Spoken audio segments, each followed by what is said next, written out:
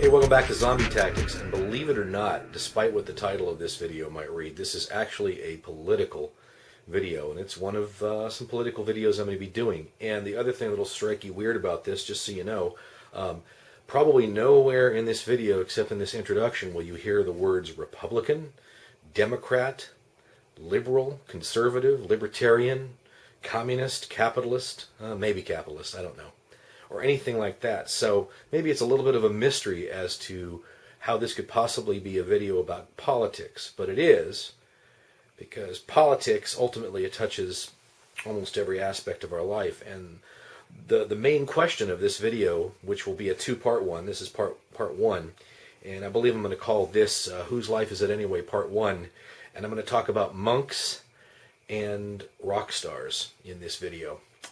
And the title, Whose Life Is It Anyway, comes from an old movie starring Richard Dreyfuss. And in this movie, Richard Dreyfuss plays a sculptor, an artist who becomes injured in an automobile accident, and now he's a quadriplegic. He is, paralyzed from the neck down, and he wants to die. He wants to be allowed to die because in his mind, he's already basically a head on a post or a head in a bed or whatever, and there's a big legal battle and this, that, and the other thing because he wants to die. And the thing about the movie that's interesting to me, aside from the title, Whose Life Is It Anyway, which is something we're going to be talking about in a political sense,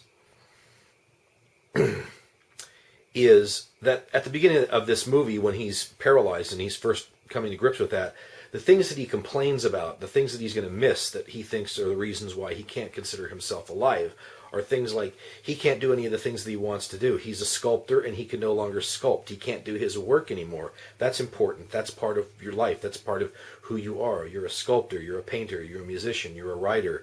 You're a firearms trainer. You're a computer guy. You're a police officer.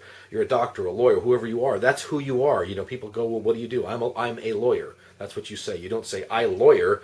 I am a lawyer. That's a sense of your identity, your work. It's important to you. He talks about other things that are pleasurable, how he'll never make love to a woman. And these are the things that he's complaining about, the things in life, the things that we think are important and that give our life meaning. Now, this is kind of, I think, a metaphor for the way death actually occurs for most of us, that we kind of fade away into the distance. Most of us just go one day and that's it. If we do, we're lucky. But later on in the movie, he begins to say, you don't understand, I'm not alive, I can't even do the most basic things. And he talks about other things, like, he can't go to the bathroom, he has to have a catheter attached to him. He can't walk, he can't take out the trash. He can't do even the mundane, simple things of life. And the point behind that is that he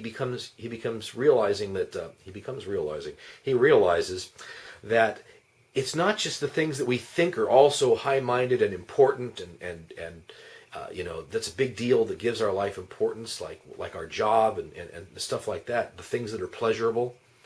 It's also the mundane things, the things that we don't think are very important, that make us who we are.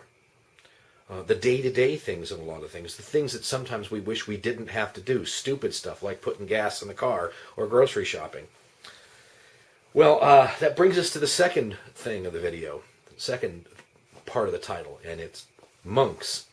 And I want to hit on the same subject a little bit with a little story that was once told to me, and I think it's one of those things, it's kind of a humorous story. It's not a, knee-slapping, uproarious story in terms of you're going to laugh out loud, but it goes a little bit like this, that, at the Shaolin temple, children that wanted to become a Shaolin monk and wanted to be accepted as an acolyte or a novice or whatever, they would come to the temple and they would stay at the temple gates and they would weather, any kind of weather. They'd weather the weather, whether it was raining or snow or whatever it was, hot as blazes. They'd stay at the door, half freezing to death or getting sunburnt or whatever, to prove that their worthiness to get admitted to the Shaolin temple.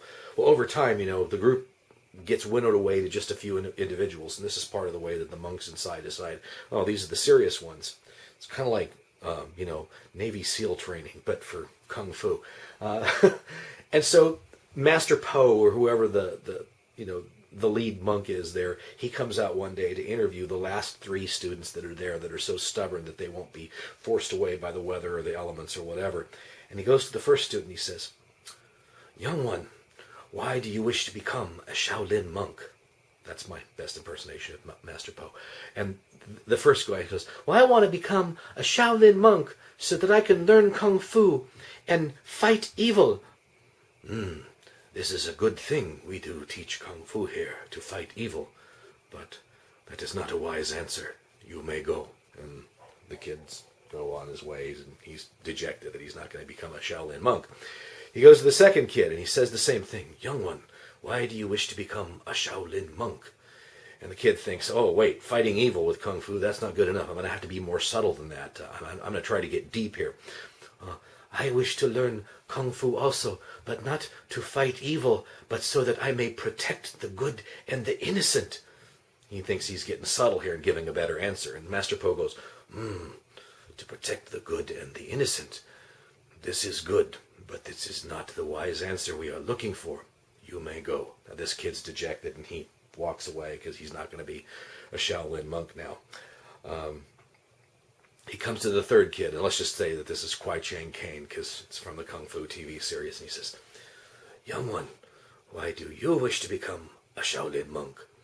And this guy, he's thinking to himself, well, I'm no idiot. These two guys gave answers about Kung Fu. I've got to go some other place here, because even though I'm really here to learn Kung Fu, obviously the answer is something else. So he says, well, Master, I am here so that I may become enlightened.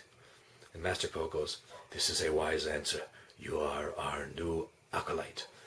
The story's not over yet.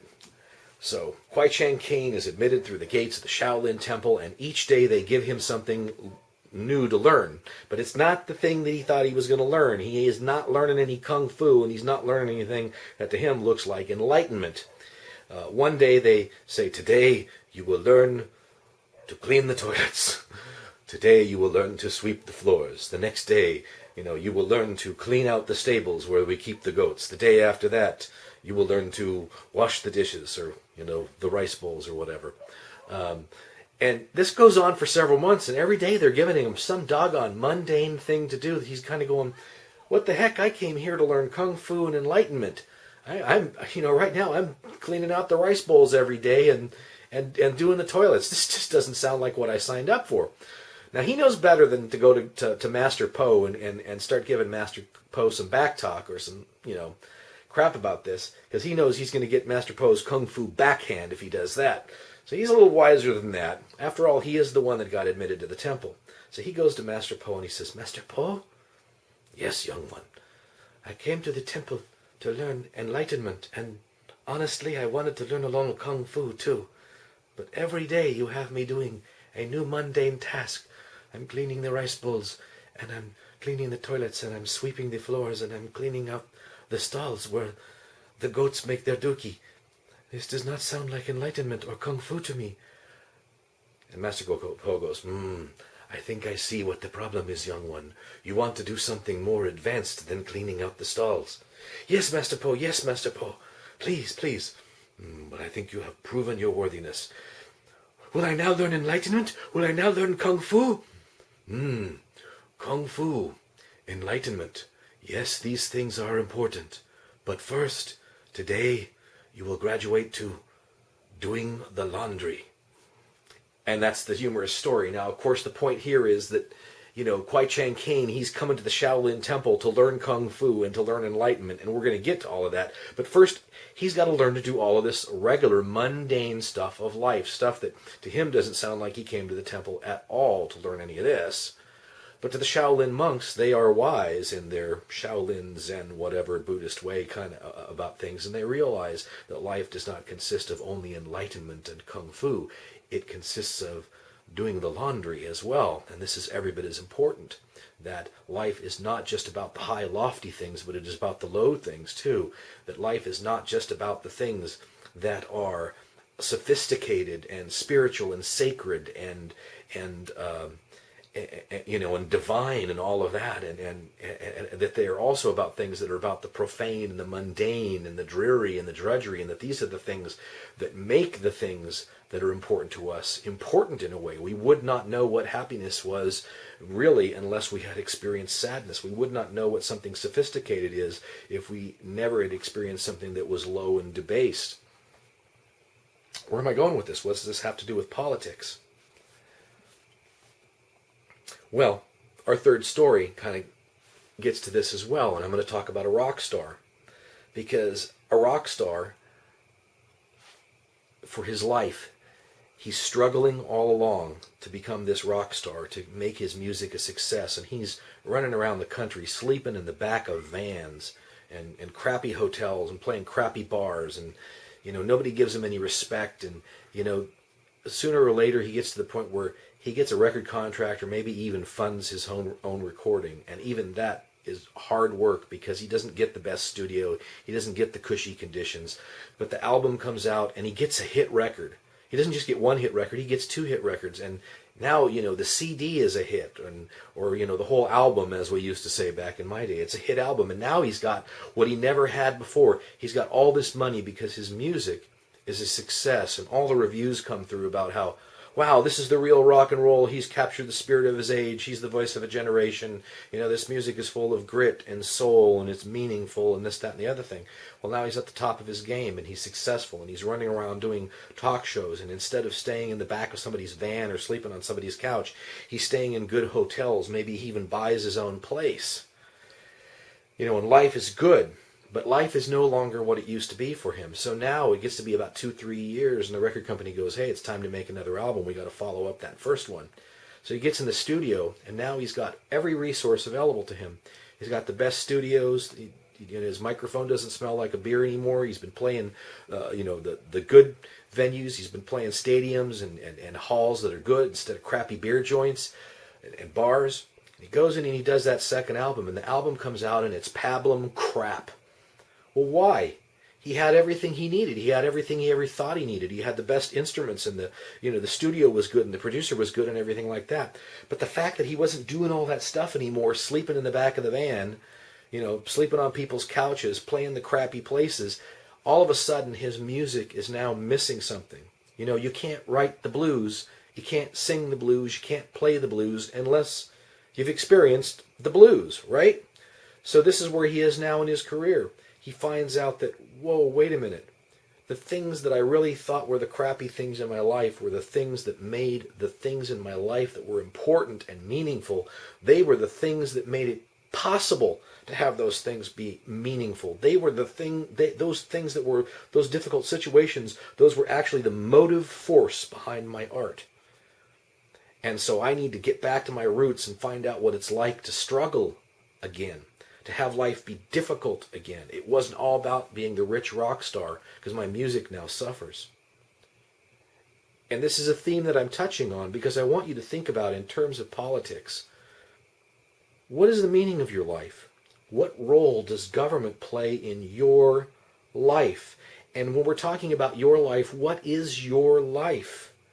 And that's something that I'm going to touch on in the follow-up video to this one, and maybe a follow-up to that one. This is part 1. There will at least be a part 2. And we'll take it from here. Think about that, and we'll come back to this in a day or two, and we'll talk about it some more. That's Zombie Tactics for tonight, and we'll see you next time. Bye-bye.